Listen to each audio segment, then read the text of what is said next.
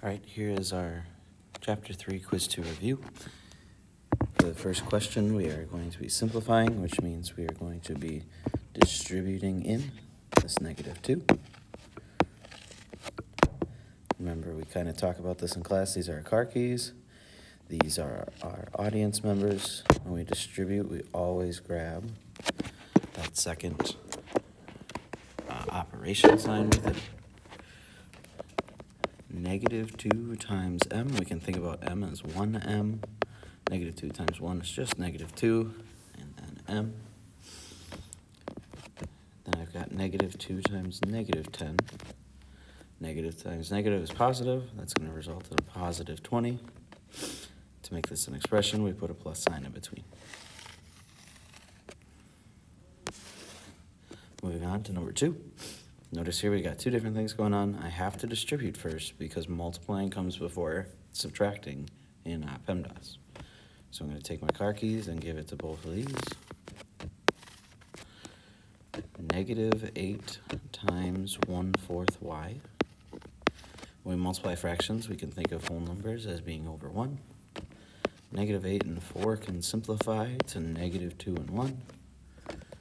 This is going to result in -2 times 1, which is -2, 1 times 1, which is 1, and a y, which simplified is just 2y. Doing the other one now, -8 times +2, negative times positive, those have opposite signs. That's going to be a -16. I need to rewrite my expression now using my new things.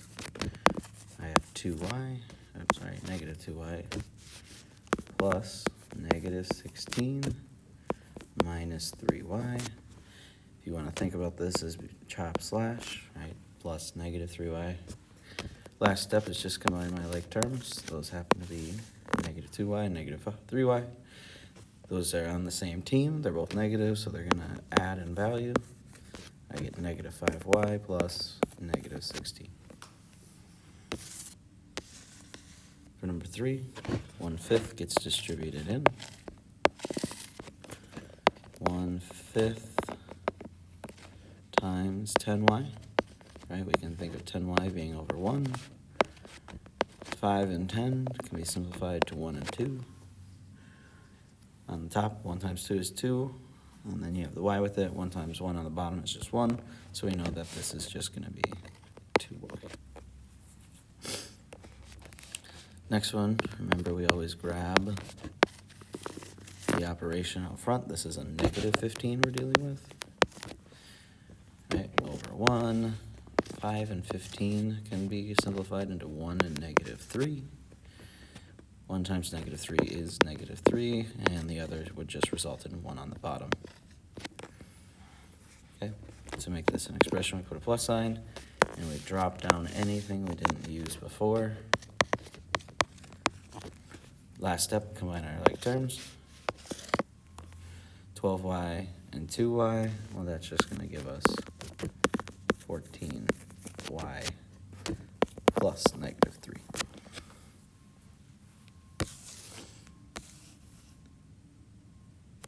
For number 4, I'm taking -1.2 and distributing in first, and then I'll deal with the 5.6. -1.2 times m, well, that's just -1.2m. -1.2 times 3. If you need to, you can always multiply that out really quick. 2 times 3 is 6. 3 times 1 is 3. Make sure your decimal point matches the number of terms behind decimal points. This was a negative times a positive, so my answer is going to be a -3.6. And put a plus sign in between. Lastly, I just drop down anything I didn't use. I can combine my like terms right here. I have a positive and a negative. Those two don't like each other. They're going to fight and subtract in value. 5.6 minus 3.6 ends up just being 2. So to finish this off, I'm going to add back what I didn't use. And that is my answer.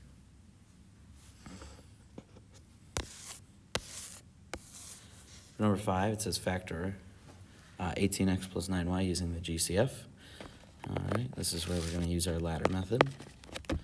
Go 18x, 9y. We're going to think, what's the biggest number that both 9 and 18 share? Oh, this one's nice, it's 9. 18 divided by 9 is 2. Make sure you drop down your variable. 9 divided by 9 is 1. Drop down your variable. To make this an expression, our GCF goes outside, and then these become our audience members. And we always want to make sure we match the sign in the middle. For number 6, it says factor out 1/2 out of 1/2 y minus 3/2. In this case, I don't have to think what is my greatest common factor because it's already telling me what I need to factor out. It says factor out 1/2. For this one, it says we have to think how many halves fit into 1/2. Well, because they're the same number, that would just be 1. There's 1/2 and 1/2. For the second one, if you need, right, we always start with what's inside. We think that is going to be divided by 1/2. If I divide fractions, I'm really multiplying by the reciprocal. This can simplify a little bit, 1 and 1, and I just get 3 for an answer. All right, to make my factored expression, 1/2 goes outside, I have 1y, and then 3. Make sure your sign matches.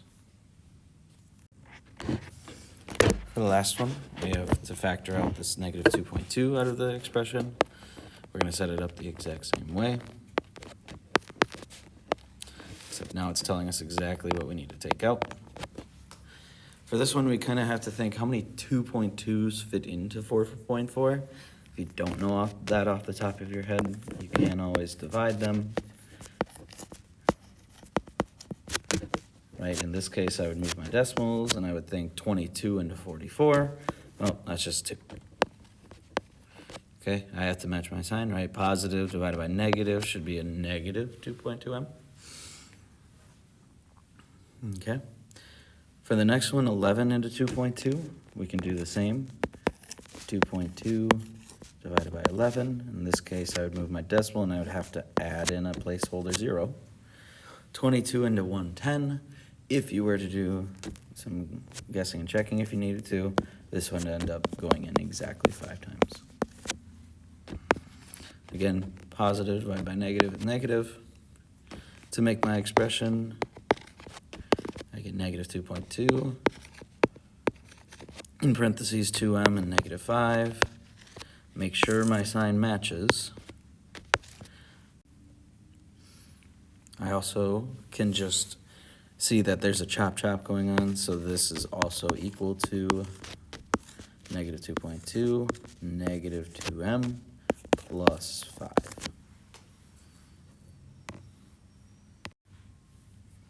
For number 8, we kind of talked about in class yesterday, but if I have a poster that has the side length of L inches and a width that is 10 inches less than the length, my first thing I need to do is draw a diagram that represents the poster and label the sides. With that being said, to draw my poster, I'm just going to draw something like that. Right, it's a rectangle. And it tells us we have the side lengths of L, so that would be a length. So I'm just going to label one of my sides L. In a rectangle, opposite sides are the same, so both of those are L. The second one says it has a width that is 10 inches less than the length.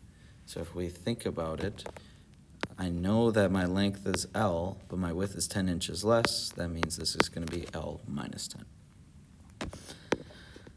Again, it's going to be the same down here. When it says draw a diagram, that represents the poster and label the sides. Well, there it is. All right. The second question, it says how much does it cost to border the outside of the poster using 1-inch tiles that cost $2 a piece? Well, if we think about it, right, I'm adding this border that goes around the entire outside, and it's going to add an inch everywhere I go. Okay? So if I take a look at my new length, right, my new length is now this. It was L, but I gained 1 inch up top and I gained 1 inch on the bottom. All right, my new length is going to be L plus 2. Again, the same thing happened on this side, so my length is L plus 2. Notice, though, that my width really didn't change at all because I've already accounted for the change down in the corner there. So my widths are going to be the exact same, L minus 10. When it says how much does it cost to border something, we're going to be looking for perimeter, which means we're going to have to add all the outside areas together, or outside lengths together. I'm going to start adding them all up.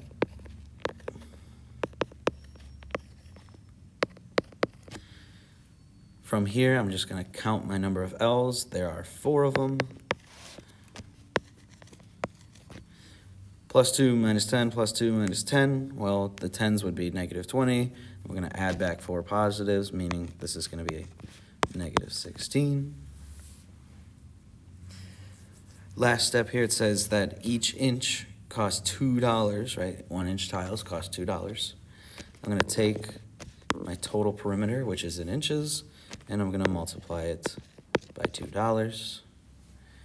When it asks for how much it costs, we can say by distributing, this is going to cost in dollars 8L minus 32.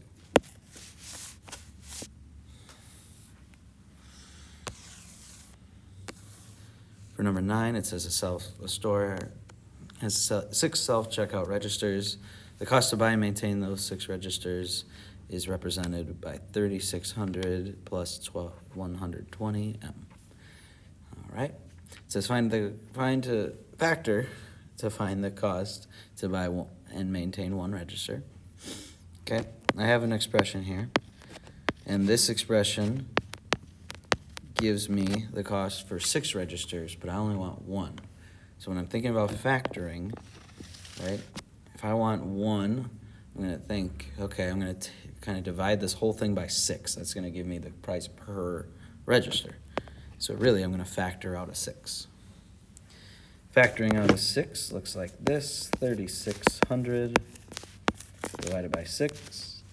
Well, that would be 6, and then the rest of these are just going to be 0, meaning my answer here is 600. 120 divided by 6. All right, if you need, you can divide those out. I get 20.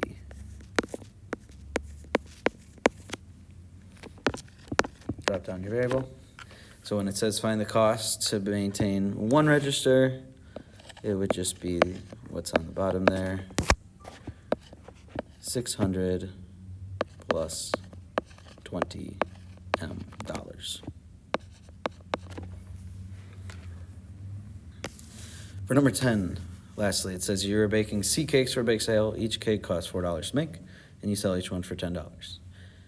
You could use the expression 10C minus 4C to model your profit. What does each term in the expression represent? Well, 10C, if we look at it, it says you sell each one for $10. Okay, if I'm thinking about that, 10C then is going to be the amount of money made. All right, it's the amount of money made per cake. However, it cost us $4 to make each cake. Okay, so this negative 4C is the cost per cake. The simplified expression ends up being 6C. What does 6C represent? Well, it kind of tells us right here to model your profit. 6C represents our profit per cake. right? If I sell a cake for 10, but it cost me 4 to make it, my profit is going to be $6. That should be all.